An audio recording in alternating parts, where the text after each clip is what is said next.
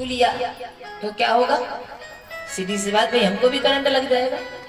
तो ऐसे जो दिव्य महात्मा हैं, जो साक्षात भगवत स्वरूप हैं, उनके चरणों में अगर हमारा मन रहेगा तो हमको भी वही करंट लग जाएगा। कौन सा?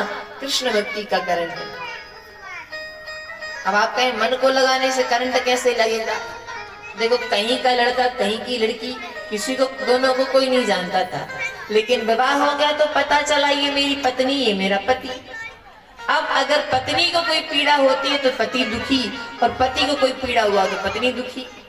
पहले तो मतलब नहीं था, अब क्यों भैया दुखों का आदान प्रदान क्यों हो रहा है? बोले अब मन जुड़ गया है, पहले मन नहीं जुड़ा था।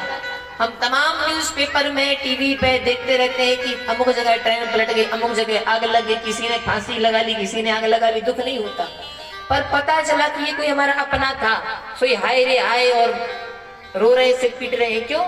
क्योंकि जो हमारा अपना था उससे हमारा मन लगा था। तो ठीक इसी तरह से आपका मन जहां लगेगा वहां आपको वैसे ही प्रारब्ध उसके बढ़ते रहेंगे। आपका मन किसी पापी व्यक्ति में लगा है तो उसके पाप आपके अंदर आएंगे। आपका मन अगर किसी संत पुरुष में, भगवत भक्त में लगा है तो उसके सद्गुण आपके अंदर आएंगे। उसके विचारों का आदान प्रदान होता रहेगा, बिना मिले भी। जिन महात्माओं से आप मिले भी नहीं है, लेकिन आपने सुना है और आपके मन में है कि इन महात्मा से मिलना है, उनके चरणों में प्रार्थना करना है, तो बिना चाहे उनका आदान प्रदान होता रहेगा। हमारे शास्त्रों में महाराज पति पत्नी के पाप पुण्य बंटने का कुछ विवरण आया है कि पाप पुण्य कैसे बढ़ते हैं। कहते हैं ना, विवाह के बाद आधे पति आधे पत्नी के पाप पुण्य बढ़ जाते हैं। पर कैसे बढ़ते हैं? माताओं को सुविधा है, जरा ध्यान से सुनना। अगर पत्नी कोई पुण्य करती है तो पूरा का पूरा उनका, ध्यान से सुनना। पत्नी कोई पुण्य करे तो पूरा का पूरा पत्नी का, और पाप करे तो आधा पति देव का।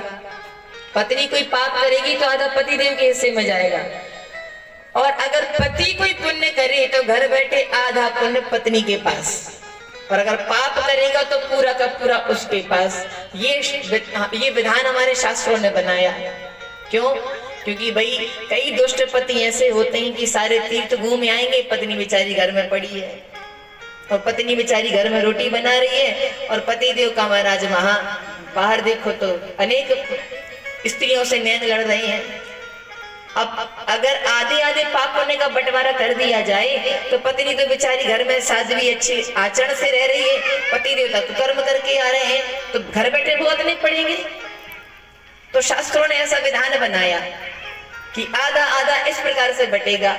और पति को पत्नी का गुरु इसलिए भी कहा है, यदि दुर्भाग्य से पत्नी कुमार्ग पे चलती है तो उसको डांट के सही मार्ग पे लाओ। क्यों? क्योंकि वो पाप करेगी और आधा अपने राम को भुगतना पड़ेगा, इसलिए वो परिणाम हमको बुराना भुगतना पड़े। इसलिए ये विशेष ध्यान देने की बात है आज के समय में।